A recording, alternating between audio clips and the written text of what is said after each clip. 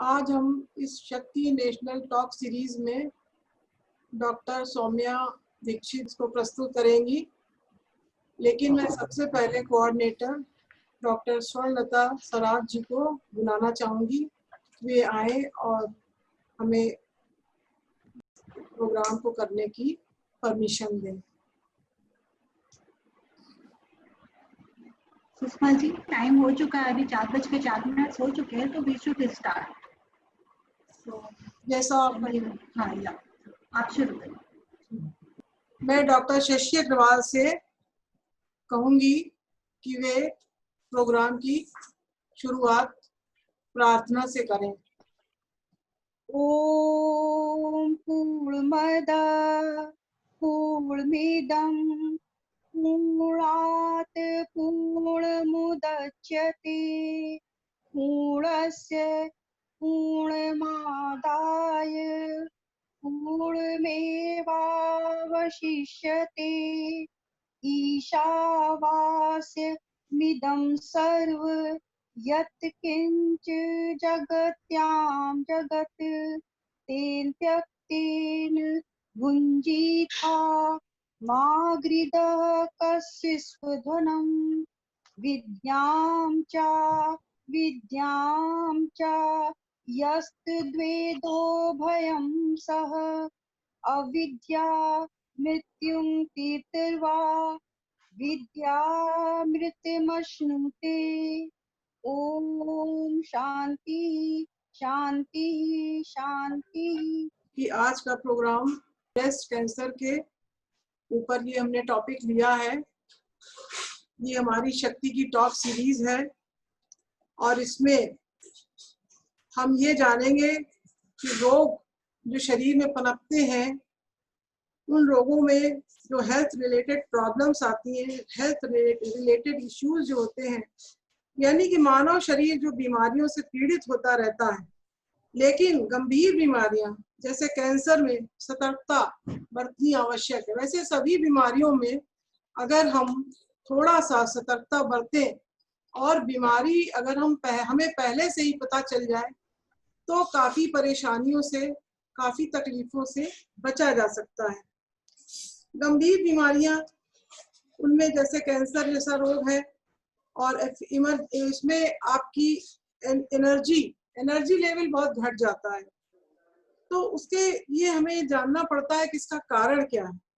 शरीर की कोशिकाओं में रिसेप्टर्स होते हैं जो नई कोशिकाओं को बनाते हैं और पुरानी कोशिकाओं को नष्ट करने का इशारा करते हैं, लेकिन ये इशारे रिसेप्टर्स तक नहीं पहुंचते और कोशिकाओं का निर्माण लगातार करते रहते हैं।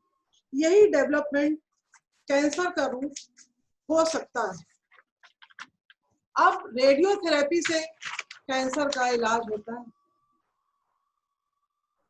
हाई एनर्जी से शरीर के उस पार्ट को जलाया जाता है और जब वो पार्ट जलता है तो आसपास का बॉडी पार्ट भी इफेक्टेड होता है।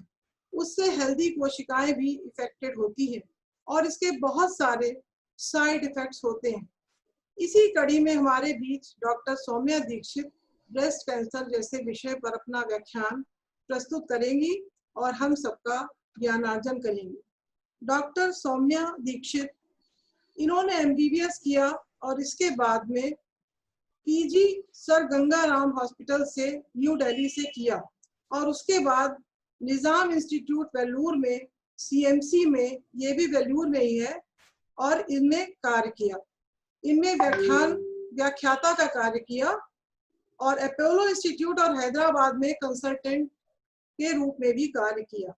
वर्तमान में आप Shri Krishna Sai institute diagnostic centre में कार्यरत हैं।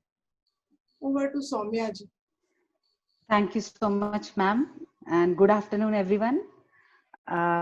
ये मेरा सौभाग्य है कि मैं आप लोगों के सामने बोल रही हूँ। So today I'll be presenting basically कि screening in breast cancer. तो role of screening is breast cancer. तो screening क्या होता है और उसकी क्या इम्पोर्टेंस होती है, तो वो मैं आज आप लोगों के साथ शेयर करना चाहती हूँ। तो एक मिनट दीजिए मुझे, मैं अपना स्क्रीन शेयर कर लूँ। हाँ, तो जी आप लोग देख पा रहे हैं? जी जी जी। सो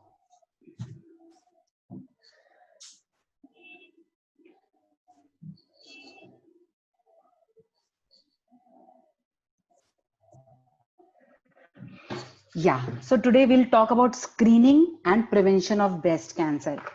So why is breast cancer so important? Breast cancer is the most common female cancer worldwide, including India, where advanced stages at diagnosis and rising incidence and mortality rates make it essential to understand cancer literacy in women.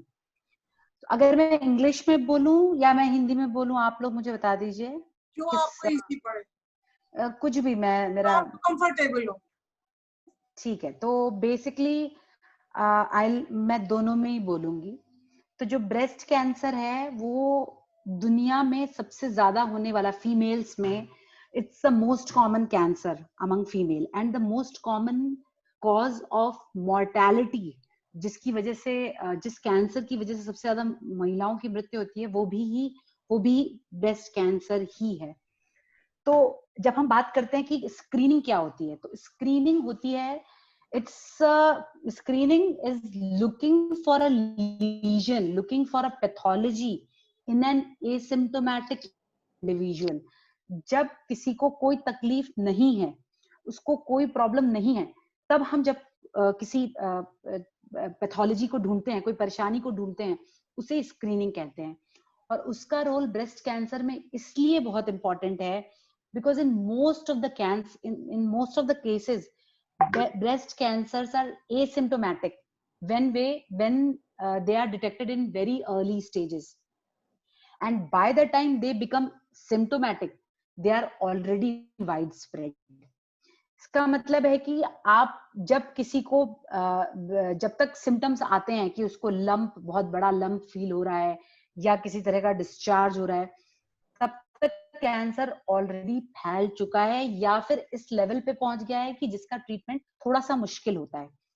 Screening का मतलब होता है कि जो completely normal individuals हैं, जिनमें कुछ भी परेशानी नहीं है, उनमें हम जब डिटेक्ट करते हैं कि बहुत छोटा सा लीजन, तो उसे कहते हैं कि वो स्क्रीनिंग कहते हैं उसे।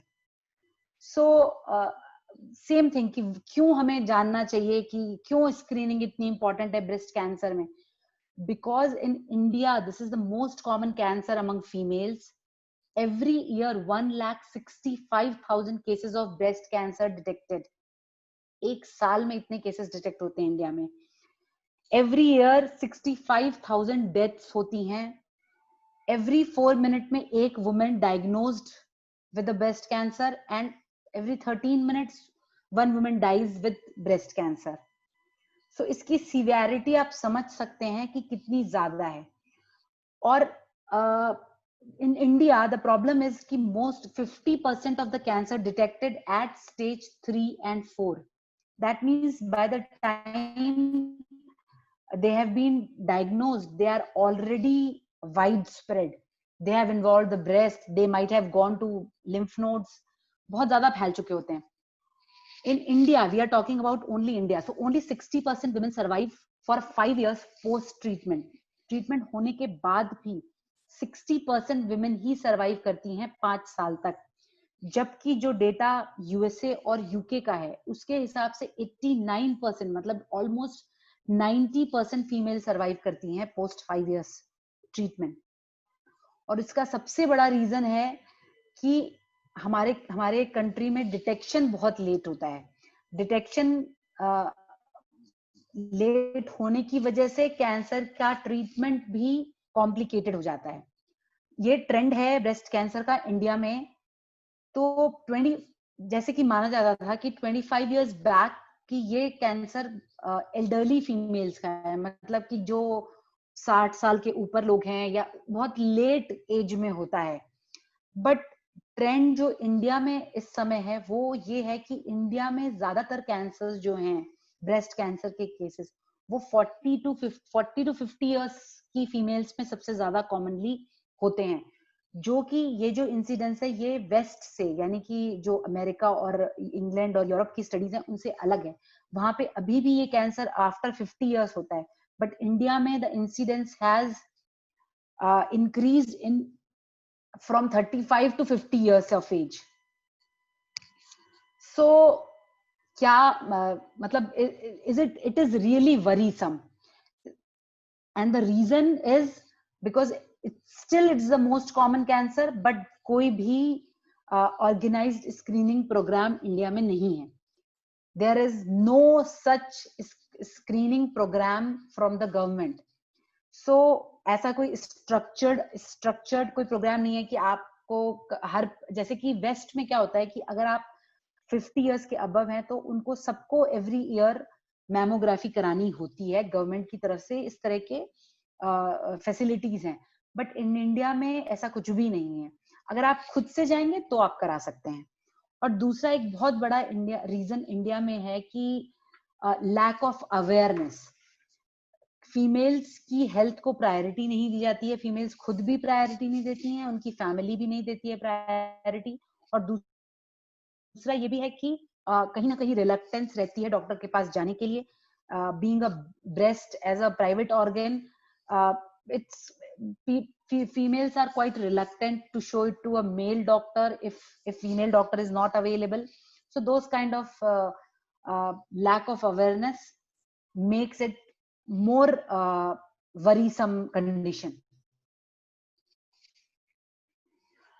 So हमने इतनी बात कर ली, इतनी कि इतना मुश्किल है सब कुछ. क्या हम इसको रोक सकते हैं? Yes, we can definitely. See, we cannot prevent getting it. अगर किसी को breast cancer, if anyone has to get breast cancer, the person will get a breast cancer. We cannot do anything about that. But what we can do, we can prevent. We can detect it early so that it can be treated properly. And in 90% cases, if it is detected in very early stages, like stage 1 or 2, there is like 90 to 95% rate of complete cure is there.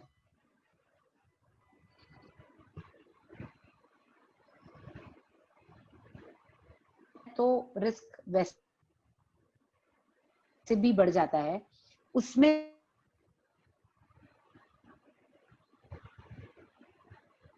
एक होता है genetic, एक होता है एनवॉज भी नहीं कर सकते हैं. जेनेटिक म्यूटेशंस होते हैं. कुछ लोगों में देर से लेट चाइल्ड बेयरिंग होती है, अर्ली मेंस्ट्रुएशन आता है, लेट मेनोपॉज आता है. वो लोग थोड़े ज्यादा रिस्क पे होते हैं ब्रेस्ट कैंसर के. या फिर जो लोग जिनका वेट बहुत ज्यादा होता है, जिन्होंने बहुत ज्यादा दिन तक ओसीपी खाया होता है, alcohol intake, those kind of things are also pose a risk for breast cancer.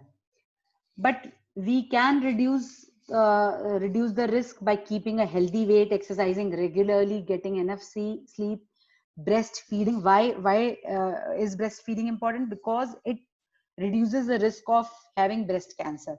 Limiting alcohol intake. So again we'll talk about the screening, because in most of the cases breast cancer may have no visible symptoms in early stages. जब breast cancer बिल्कुल शरीर में आता है उस समय कोई भी सिम्टम नहीं होता है, कोई भी लंप पैल्पेबल नहीं होता है. सो अगर हम इसको उस स्टेज पे डिटेक्ट कर लें तो ट्रीटमेंट जो है वो 95% केसेस में सक्सेसफुल होता है. सो अब हम बात करते हैं स्क्रीनिंग की. स्क्रीनिंग क्या होता है?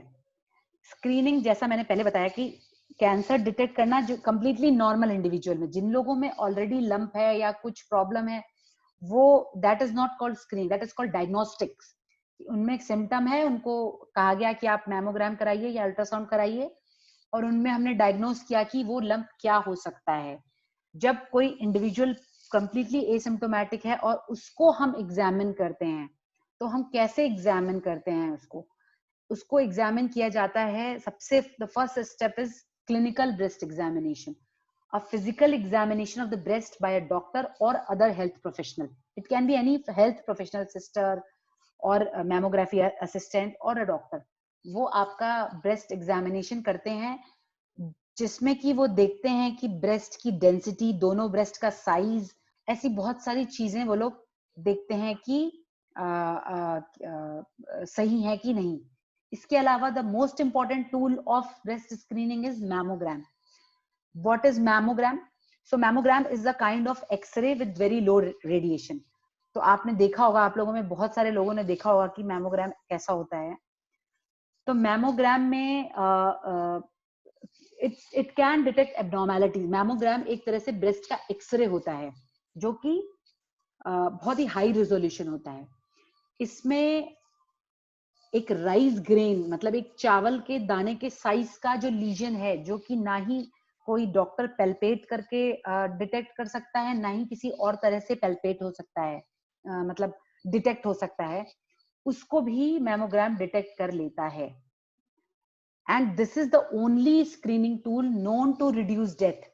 इसलिए क्योंकि ये इतनी जल्दी, इतनी अर्ली स्टेज में डिटेक्ट करता है कैंसर को, कि उस समय जब ट्रीटमेंट किया जाता है तो जो कैंसर की वजह से डेथ होती है उसको भी कम कर पाता है.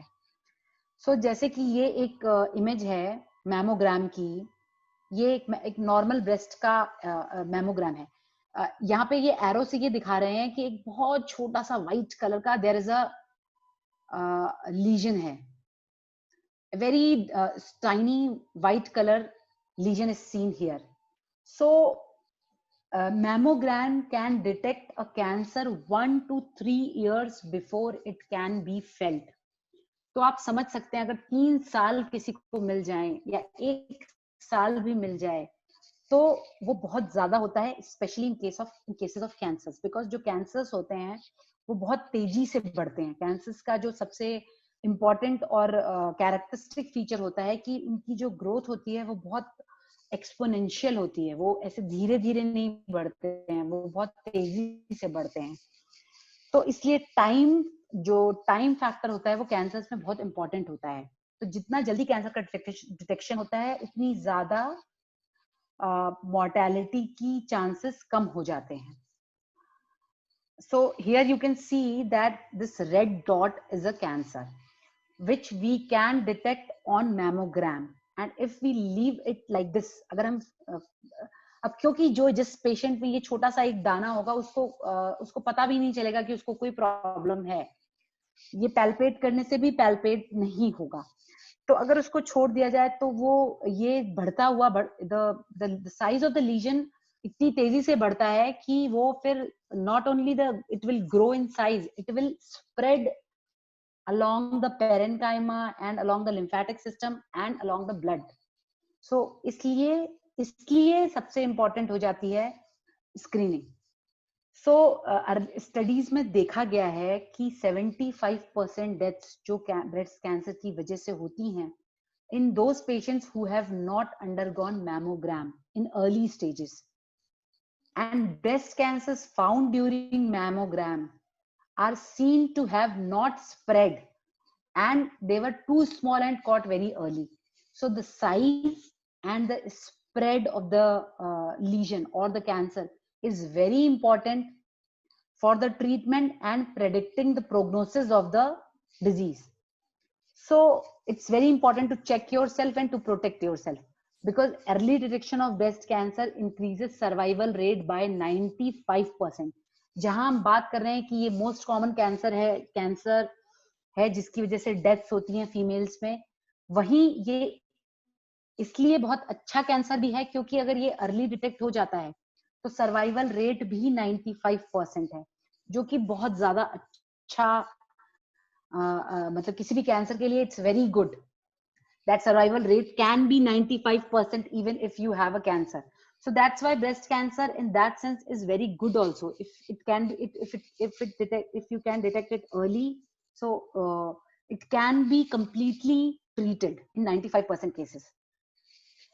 So India में तो as such कोई recommendation है नहीं कि किनको कराना चाहिए screening, but as per American society and other European societies, वहां पे क्योंकि कैंसर जो है वो लेट होता है, मतलब लेट एज में होता है, इसलिए आफ्टर 45 इयर्स वहां का जो स्क्रीनिंग प्रोग्राम है वो 45 इयर्स के बाद शुरू होता है कि after 45 years every woman should get mammogram every year, and after 55 years, from 45 to 55 every year, and if it comes normal for 3 years, then every 2 years.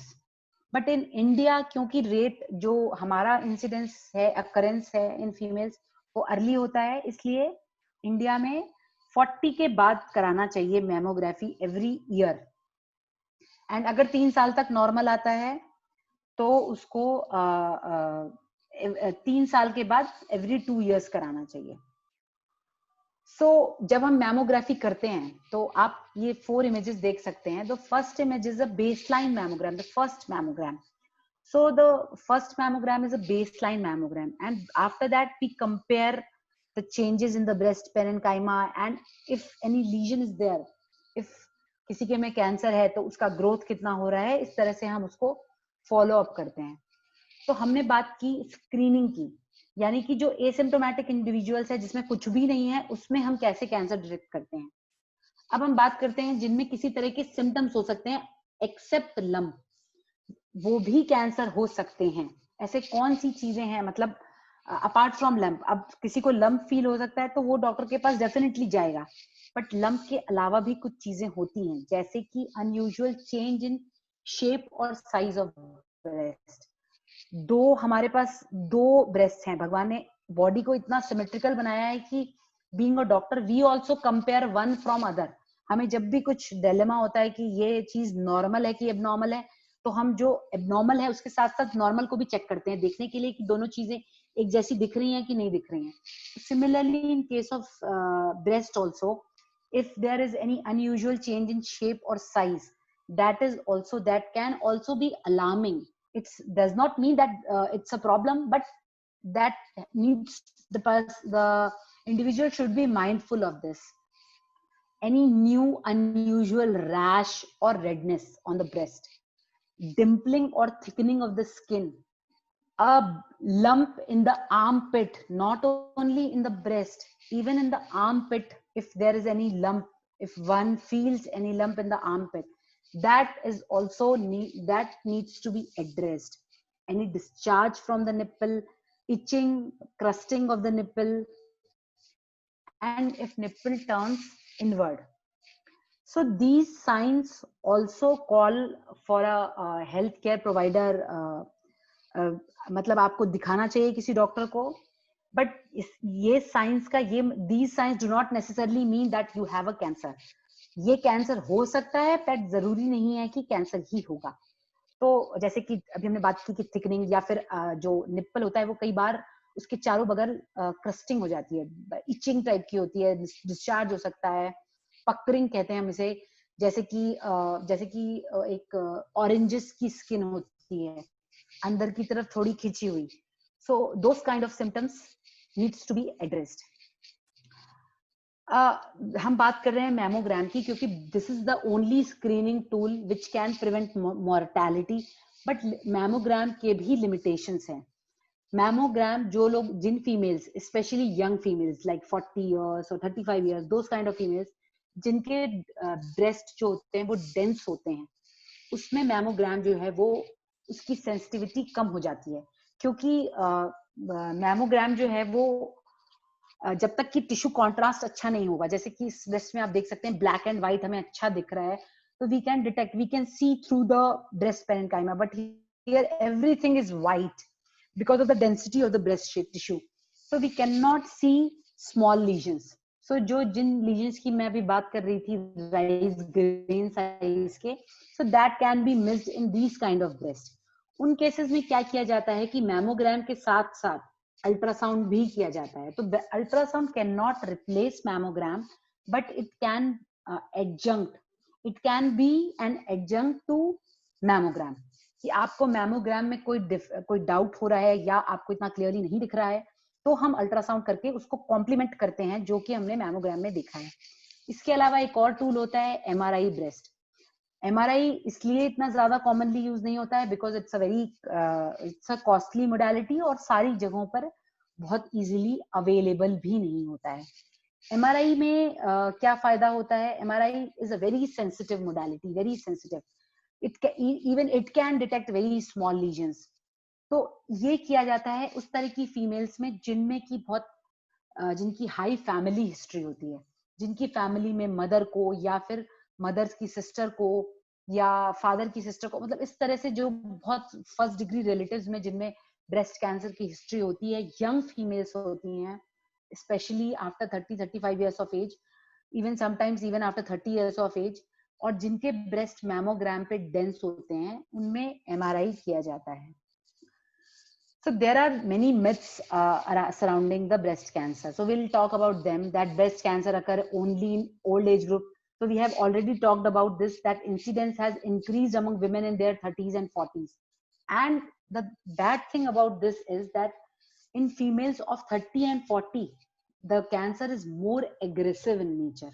So जब 30 और 40 years की फीमेल में ये कैंसर होता है तो ये ऑलरेडी स्प्रेड हो चुका होता है, नॉट ओनली इन ब्रेस्ट बल्कि लंग्स, अदर लिम्फ नोड्स और बाकी जगह भी स्प्रेड हो जाता है. तो जितना यंग पेशेंट्स में होता है उतना ज्यादा खतरनाक होता है ये cancer. So if you have a risk factor you are likely to get the disease.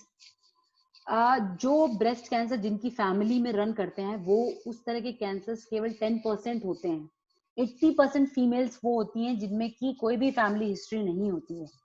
तो इसका मतलब है कि किसी को भी हो सकता है ये ब्रेस्ट कैंसर, और जिनकी फैमिली हिस्ट्री है जरूरी नहीं कि उनको ही होगा या उनको होगा ही, ऐसा नहीं है.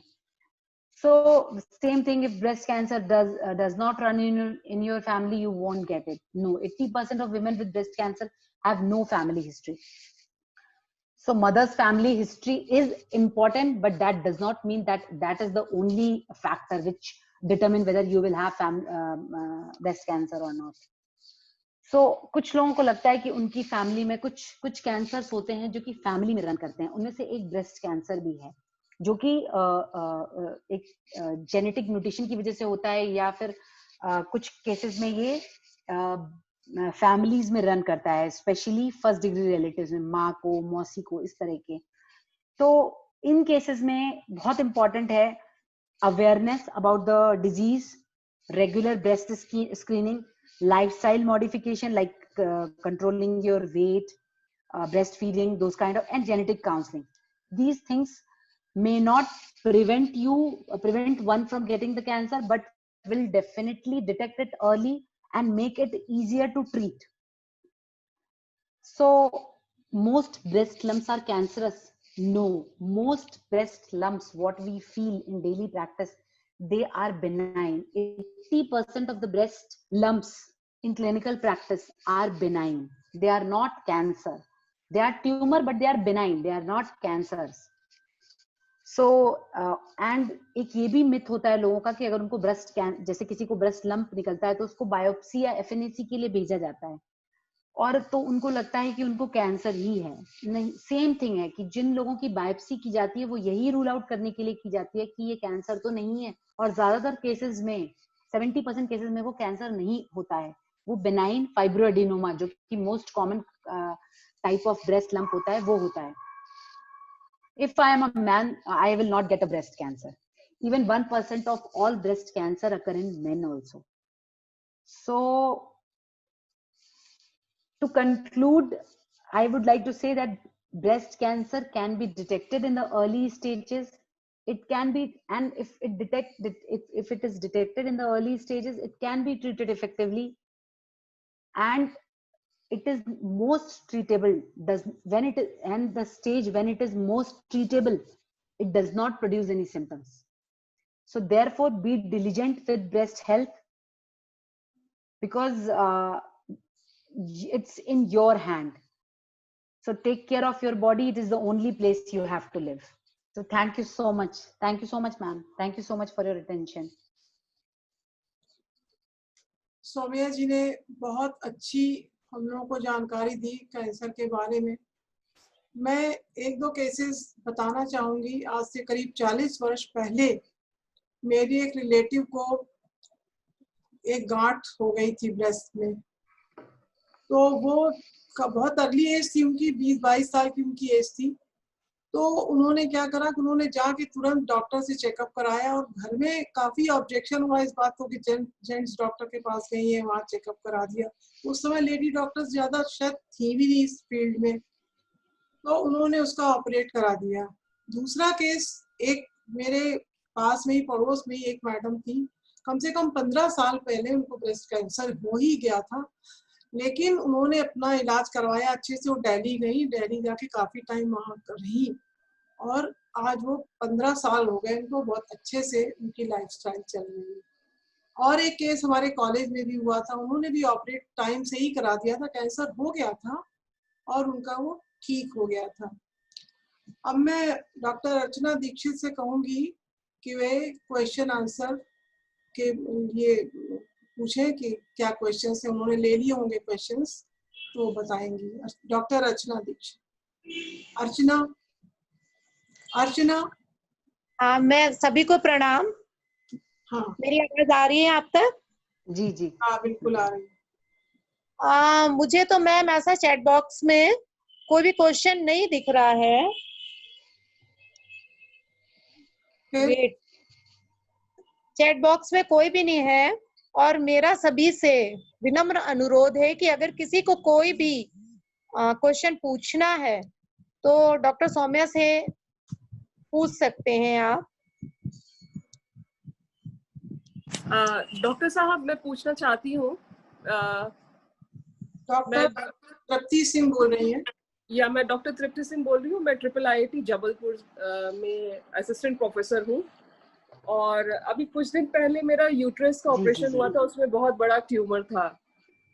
तो क्या अब ऐसा कोई ट्यूमर, क्या ब्रेस्ट वगैरह या इस तरह का कुछ हो सकता है क्या दोबारा, ऐसा कुछ और अदर प्लेसेस पे? देखिए, कौन सा ट्यूमर था इस पे डिपेंड करता है आपके ब्रेस्ट, आपके यूट्रस में। तो यूट्रस तो नहीं, लेकिन ovarian cancers are associated with risk of breast cancer. Actually उन्होंने ओवरी भी क्योंकि निकाल आपको एक दिया। कैंसर हो चुका है तो इसलिए इम्पोर्टेंट है। नहीं, कैंसर नहीं नहीं था, नहीं, वो तो निकाल देते हैं जब यूट्राइन के। नहीं, that's what I am saying कि जब यूट्रस में कैंसर होता है तो उसका स्प्रेड को रोकने के लिए और ओवरी निकाल दी जाती है अगर family complete. This was just tumour. It was 5 kg tumour. Okay okay हाँ, ओके, मे बी फाइब्रॉइड रहा होगा आपका। फाइब्रॉइड था। जी जी जी जी जी। हाँ, तो फिर तब तो फिर वो तो डिफरेंट चीज है। Fibroid is not a cancer. हाँ।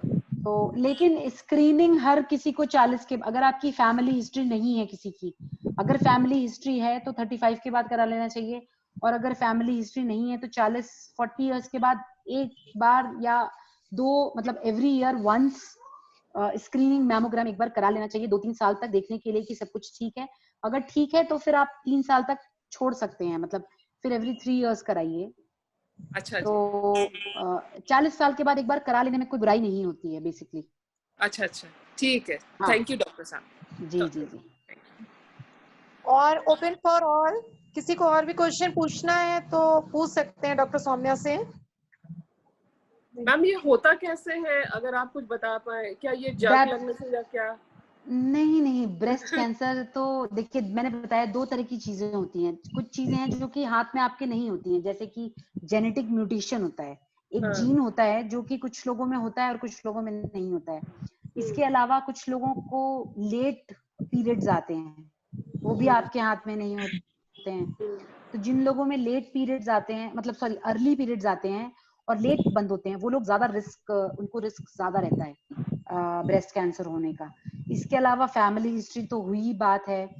इसके अलावा जैसे कि जो लोग नहीं ब्रेस्ट फीडिंग कराते हैं अपने बच्चों को किसी भी वजह से, तो उनमें भी रिस्क बढ़ जाता है। इसके अलावा ओबेसिटी भी एक रिस्क है, जिन वेट गेन ज्यादा होना। तो ये सारे रिस्क फैक्टर हैं। एग्जैक्टली आप ये नहीं कह सकते कि जो मोटा है उसको हो ही जाएगा, जिसने अपने ब्रेस्ट फीड नहीं कराया है उसको हो ही जाएगा, but these are the risk factors apart from genetic. एक जीन होता है जो कि होता है, जेनेटिक म्यूटेशन होता है कुछ लोगों में बर्थ से वो जीन आता है। तो और जो ये अर्ली मिनार्की और लेट मेनोपॉज है कि जिनके पीरियड जल्दी शुरू होंगे और लेट खत्म होंगे, इसमें भी कोई कुछ नहीं कर सकता है।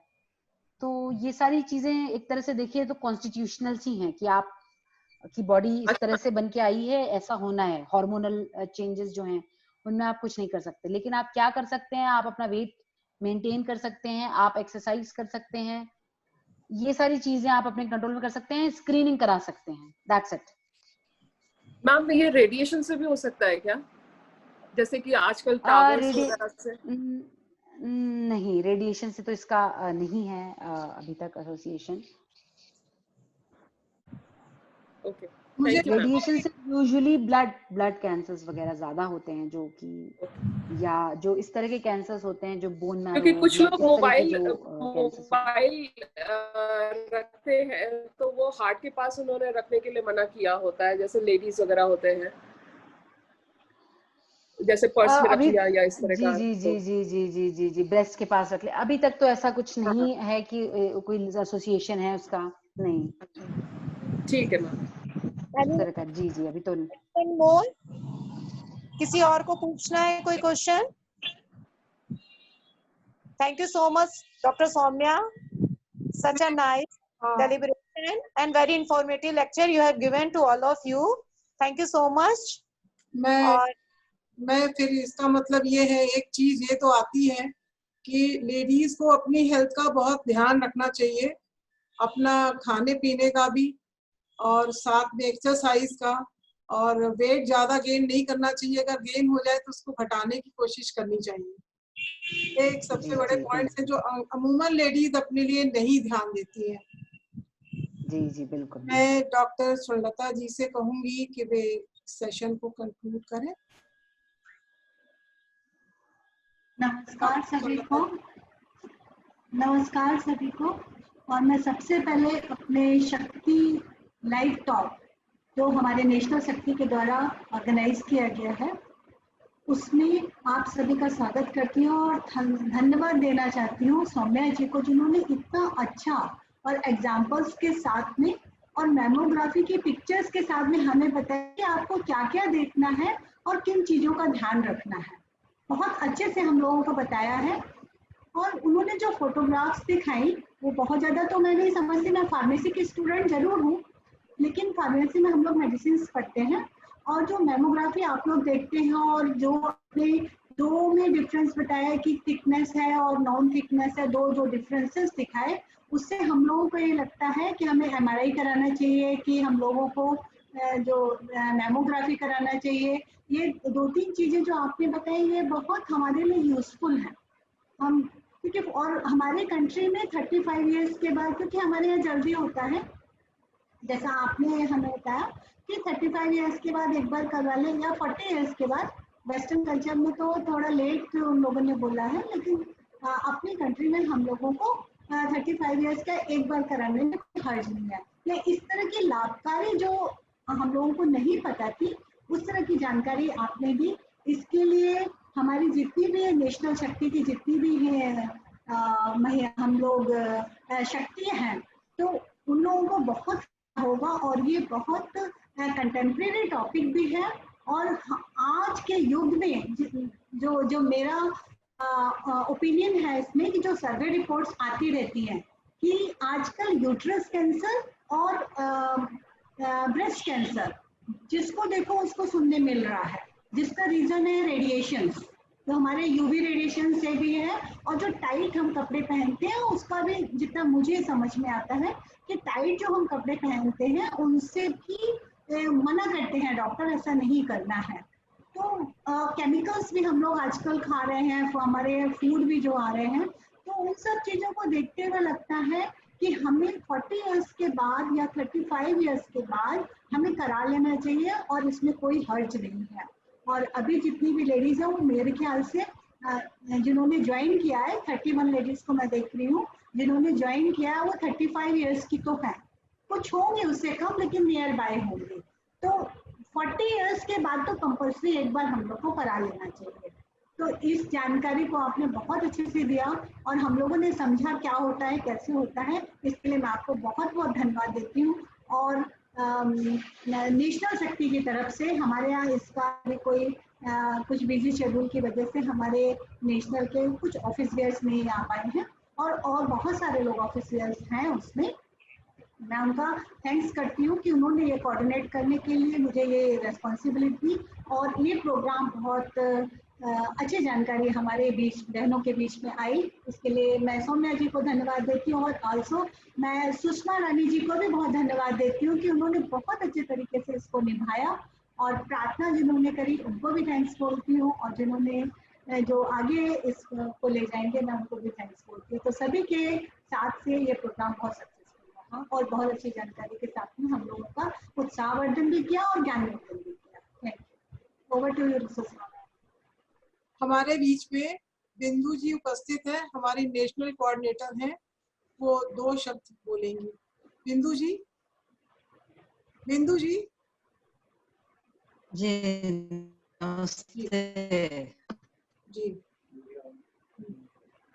वीडियो ऑन कर लीजिए बिंदु। ये तो कोई आज आपने लिया है तो मैं थोड़ा इसलिए ये टॉपिक बहुत ही अहम है हर महिलाओं के लिए और जैसे कि हम अपने आप को सशक्त करने के एक प्रयास में लगे हुए हैं तो हमारा जो स्वास्थ्य सबसे अहम एक भूमिका है जो हमको देखना ही पड़ता है।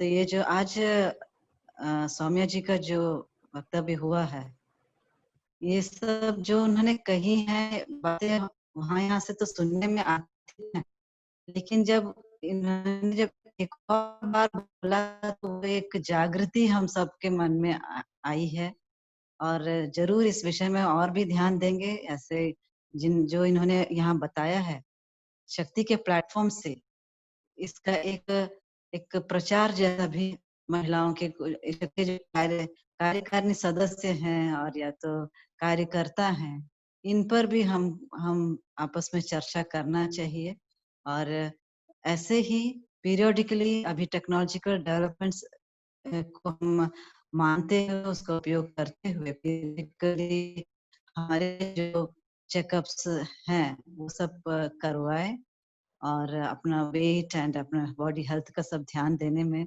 जो प्रेरणा आज मिली है ये सराहनीय है। सौम्या जी आपका बहुत बहुत धन्यवाद में आई और अपना ये अपनी बात रखी। जरूर हम भी शक्ति राष्ट्रीय महिला आंदोलन के तरह से इस पर विचार करते हुए ये आपके भाव को तहे लेते हुए हम महिला सशक्तिकरण में धन्यवाद बिंदु जी।